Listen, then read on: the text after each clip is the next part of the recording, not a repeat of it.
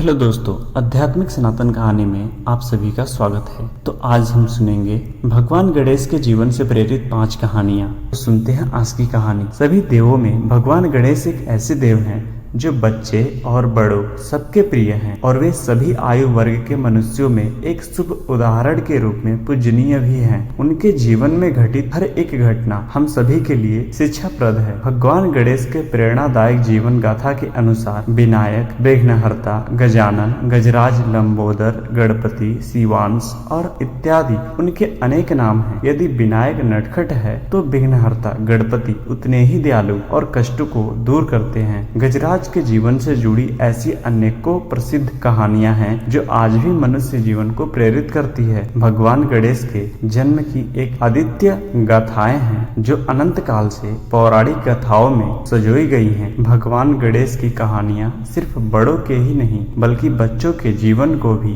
एक शिक्षा प्रदान करती है। आइए जानते हैं उनके जीवन से जुड़ी कुछ कहानियां। पहली कहानी, विनायक की जन्म कथा। यह कहानी उस समय की है जब भगवान शिव हजारों वर्षों से अपनी तपस्या में लीन थे और उस दौरान माँ पार्वती कैलाश पर्वत में अकेले ही निवास कर रही थी। एक बार स्नान से पहले माता पार्वती ने अपने शरीर के उबटन से एक बालक की मूर्ति का निर्माण किया और अपनी मंत्र विद्या की शक्ति से उस मूर्ति में प्राण डाल दिए। थोड़ी देर बाद वह मूर्ति एक बालक के रूप में जागृत हो गई। माता पार्वती ने उस बालक को अपने पुत्र गणेश के रूप में स्वीकार किया और उन्हें कैलाश का द्वारपाल होने की जिम्मेदारी सौंपी और बिना अनुमति किसी को भी अंदर न आने का आदेश भी दिया। आज्ञा का पालन करते हुए श्री गणेश द्वार पर खड़े थे। इतने में भगवान शिव अपनी तपस्या पूर्ण करके कैलाश की ओर पधारने लगे। जैसे कि श्री गणेश अपनी माँ की आज्ञा का पालन कर रहे थे, उन्होंने महादेव को रास्ते में ही रोक लिया। ऐसे में भगवान शिव को क्रोध तो आया, किंतु उन्होंने अपने क्रोध को नियंत्रित करते हुए बालक गणेश को समझाया। परंतु गणपति अपने माता के आदेश की अवज्ञा करना नहीं चाहते थे। यह बात इतनी बढ़ गई थी कि शिव गणों के साथ साथ सभी देवता, श्री ब्रह्मा और श्री विष्णु, खुद महादेव भी बालक को समझाने में असमर्थ रहे। दूसरी ओर बालक गणेश युद्ध के लिए तत्पर थे। तब भगवान शिव ने क्रोधित होकर त्रिशूल से बालक गणेश का सिर धड़ से अलग कर दिया। इतने में माता पार्वती बाहर आ गईं और अपने पुत्र को इस हाल में देखकर क्रोधित हो उठी। क्रोध में आकर देवी पार्वती माँ काली का रूप ले लिया और यह प्रतिज्ञा ली कि अगर भगवान शिव ने उनके पुत्र गणेश को पुनः जीवित नहीं किया तो वे सारी सृष्टि का विनाश कर देंगे। भगवान शिव के साथ सभी देवगण भी चिंतित हो उठे। तब श्री ब्रह्मा ने सलाह दी कि सबसे पहले मिली उस प्राणी के बालक का सिर गणेश के शरीर से जोड़ा जा सकता है जो माँ अपने बच्चे की ओर पीठ करके सोई हुई हो। तब सबसे पहले एक हथनी मिली जो अपने पुत्र की ओर पीठ करके सो रही थी। भगवान शिव ने उसी हथनी के बच्चे का सिर मंत्रों की शक्ति से अपने पुत्र गणेश के शरीर में जोड़ दिया। तब से श्री गणेश को गजानन के नाम से भी पुकारा जाता है। प्रेरणा, इस कहानी के माध्यम से हमें यह शिक्षा मिलती है कि हमारे अनेक भावों में से क्रोध एक ऐसा घातक भाव है जिसमें किसी को भी अत्यधिक हानि पहुंच सकती है। कहानी नंबर 2,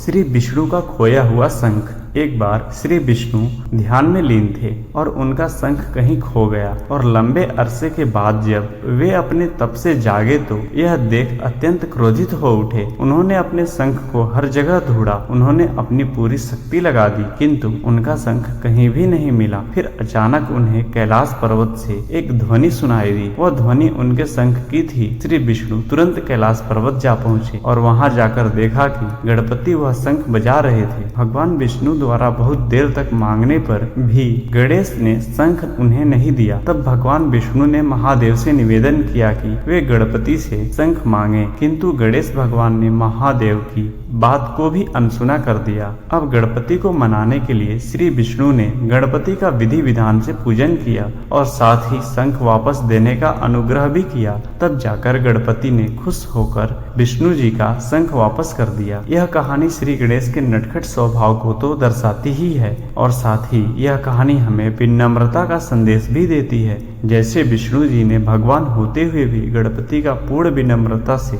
और विधि के साथ पूजन किया। कहानी नंबर 3, भगवान शिव की युद्ध की कहानी। भगवान शिव और श्री गणेश की एक साथ अनेक कहानियां हैं। यद्यपि यह कहानी पिता पुत्र के रिश्ते से परे है और एक महत्वपूर्ण शिक्षा देती है। जब श्री गणेश को हाथी का सिर दिया गया तब वे दोबारा जीवित हुए। भगवान शिव ने माता पार्वती की इच्छा को पूर्ण करते हुए यह नियम बनाया कि कोई भी नए काम की शुरुआत करने से पहले भगवान गणेश की पूजा करना और आशीर्वाद लेना आवश्यक है। हालांकि भगवान शिव वह नियम भूल गए थे जो उन पर भी लागू होता है। एक दिन भगवान शिव राक्षसों के संहार के लिए जा रहे थे, किंतु जाने से पहले वे श्री गणेश का पूजन करना भूल गए। इस कारण से भगवान शिव के रास्ते में कई मुश्किलें आईं और युद्ध भूमि में पहुंचने से पहले ही उनके रथ के पहिए टूट गए और युद्ध में रुकावट आ गई। भगवान शिव को यह एक दैवीय हस्तक्षेप लग रहा था और उन्हें अचानक याद आया कि युद्ध के लिए जाने से पहले वे श्री गणेश की पूजा करना पूरी तरह से भूल गए हैं। भगवान शिव ने अपनी सेना को रोकते हुए रास्ते में ही विधि विधान से श्री गणेश की पूजा पूर्ण करके युद्ध की ओर प्रस्थान किया। भगवान गणेश की कृपा से शिव जी की सेना ने राक्षसों का विनाश किया। यह कहानी दर्शाती है कि आप जो भी हैं, किंतु यदि आपने एक बार जो नियम बना दिया है वह सभी पर समान रूप से लागू होता है। कहानी नंबर 4, भगवान गणेश की बुद्धिमानी। यह उस समय की बात है जब पार्वती पुत्र कार्तिकेय समेत सभी देवताओं में यह बहस छिड़ गई कि ब्रह्मांड में सर्वश्रेष्ठ देव कौन है। तब इस बहस का निष्कर्ष निकालने के लिए महादेव ने सभी देवों के बीच एक प्रतियोगिता रखी, जिस प्रतियोगिता में कार्तिकेय, इंद्रदेव, सूर्यदेव, वायुदेव, अग्निदेव और अन्य सभी देव भाग लेने को आतुर थे। तब ब्रह्मदेव और श्री विष्णु ने श्री गणेश को भी इस प्रतियोगिता में भाग लेने का आदेश दिया। प्रतियोगिता कुछ ऐसी थी कि जो भी देव धरती आकाश समेत पूर्ण ब्रह्मांड के 3 चक्कर लगाकर सबसे पहले कैलाश में प्रवेश करेगा वही सर्वश्रेष्ठ देवता कहलाएगा। अब सभी देव अपने बड़े और शक्तिशाली वाहनों में सवार हो गए। जैसे कार्तिकेय ने मयूर की सवारी की, इंद्रदेव अपने गज पर विराजे। वायुदेव की तीव्रता से तो कोई भी अनजान नहीं था। ऐसी स्थिति में नन्हे गणेश सोच में पड़ गए कि उनका वाहन तो छोटा सा मूषक है और वो तो इतनी तेज दौड़ भी नहीं पाएगा। अब वे इस प्रतियोगिता में कैसे भाग लें? यह सोचते सोचते वे अपने माता पिता शिव पार्वती के पास पहुँचे और उनके सामने दोनों हाथ जोड़कर खड़े हो गए। सभी देव अपना अपना वाहन लेकर निकल चुके थे, किंतु पुत्र गणेश ने कैलाश में ही अपने माता पिता दोनों को सर्वशक्तिशाली व पूर्ण ब्रह्मांड मानकर उनके चारों ओर ही 3 चक्कर लगा लिए। सभी देवताओं में सबसे पहले पूर्ण ब्रह्मांड का चक्कर लगाकर यह साबित किया कि वे सर्वश्रेष्ठ देव हैं। इस कार्य से श्री गणेश ने अपनी बुद्धि, चतुराई और माता पिता के प्रति पूर्ण समर्पण का एक बड़ा उदाहरण दिया। यह देखकर माँ पार्वती ने खुश होकर श्री गणेश को सर्वश्रेष्ठ पुत्र होने का भी वरदान दिया। इस कहानी से हमें सीख मिलती है, जीवन में माता पिता से बड़ा व सर्वव्यापी कोई भी नहीं है और उनका सम्मान सर्व प्राथमिक भी है। कहानी नंबर 5, माता पार्वती के घाव की कहानी। यह कहानी संपूर्ण विश्व के पृथक होने का उदाहरण देती है। श्री गणेश एक शरारती और नटखट बालक थे। वे ज्यादातर अपनी नटखट शरारतों में व्यस्त रहते थे।